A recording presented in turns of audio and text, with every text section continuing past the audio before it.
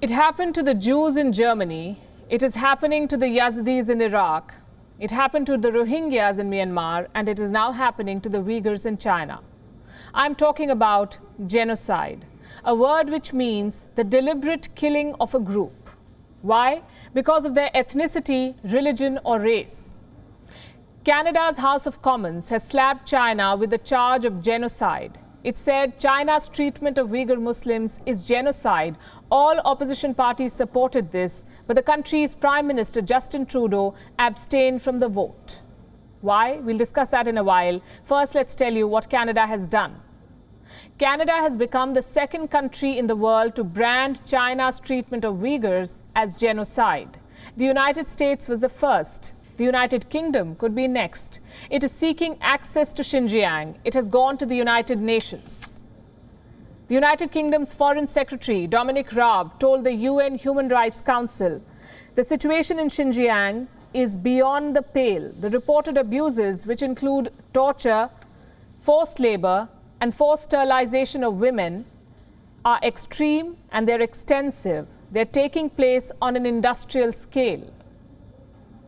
Is the UK planning to follow the US and Canada in slapping a genocide tag on China? Perhaps it is. Why aren't more countries joining it? Why isn't India calling out China on Uyghurs? Let's start by trying to understand China's crime. Genocide. What is genocide? Like I mentioned, systemic killing of people because they belong to a certain race or follow a certain religion.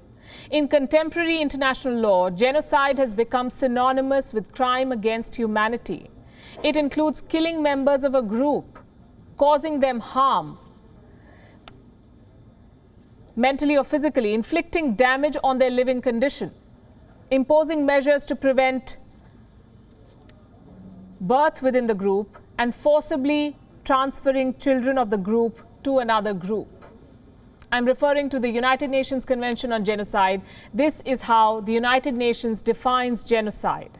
Now let's tell you which events have been branded as genocide. The term genocide was coined during the Second World War. The Holocaust was perhaps the biggest example of it. In the 75 years that followed, the world has seen many more. The Cambodian genocide, 1975 to 79. The Rwandan genocide, the Darfur genocide in Sudan, the persecution of the Yazidis by the Islamic State terrorists, the Rohingya genocide orchestrated by the military in Myanmar. Does China's treatment of Uyghurs qualify as a genocide? A rhetorical question, but we must ask it for the sake of fairness. And to answer it, let me show you the definition of genocide again. What qualifies as genocide? Read this. There are 5 points here.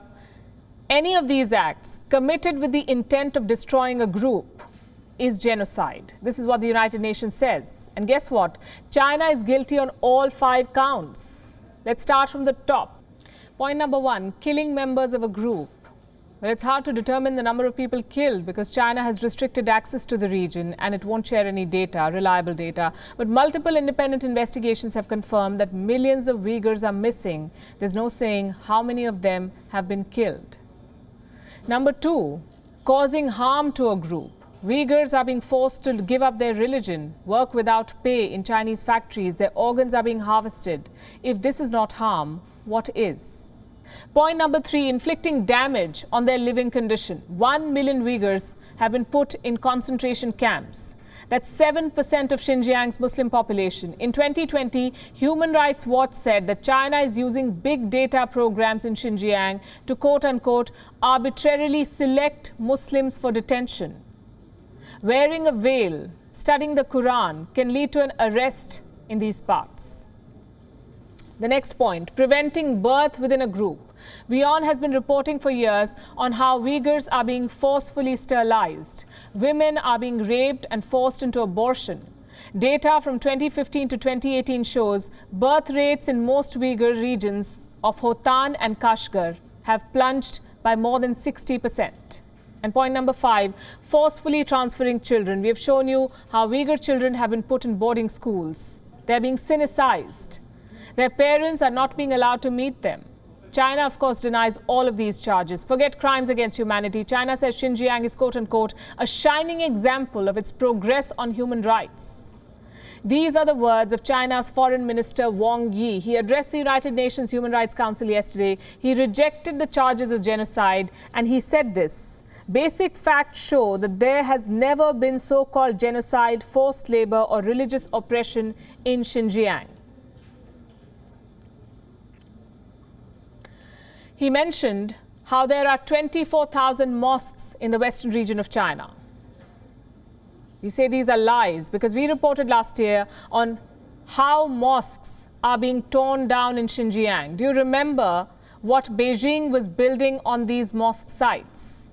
Public toilets and undergarment factories where mosques once stood.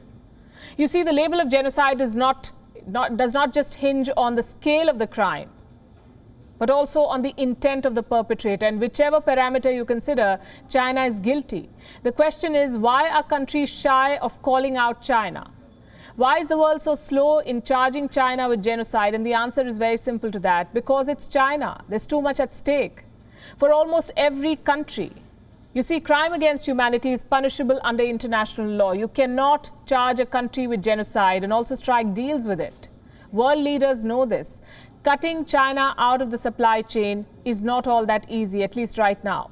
Human rights groups say the entire fashion industry is complicit in Uyghur forced labor. The world's leading brands source cotton yarn from China. China forces Uyghurs to work in these cotton factories. China made 40 masks for every person around the world in the last year. Guess who made these masks? Jailed Uyghur Muslims. Look at this headline. So if Justin Trudeau accuses China of genocide, he will have to stop trading with it. You can't have it both ways. So Justin Trudeau has picked his side. So has his country. This is what an opposition leader said ahead of the vote at the House of Commons. And I will quote this: "We will stand up for human rights and the dignity of human rights, even if it means sacrificing some economic opportunity." This is something that leaders across the world should pay heed to. Canada also wants the Olympic Committee to move the 2022 Winter Olympics out of Beijing. This is if China continues the genocide. Now remember, the Winter Olympics is very close to Chinese President Xi Jinping's heart. He was recently seen visiting the Games site, checking its progress. But his dreams are under threat. In the last few years, China leveraged its position in the global supply chain to buy the world's silence on Uyghurs. During the pandemic, it also got Turkey to swap Uyghur refugees for Wuhan virus vaccines. But the very same pandemic brought the Uyghur crisis under the spotlight. The world wants to make China pay, and the Uyghur genocide may prove to be the best way to arm twist China. The progress has been slow, but the wheels are slowly turning. The question is, will India join the bandwagon? We'll be the first to report when it does. WION is now available in your country. Download the app now and get all the news on the move.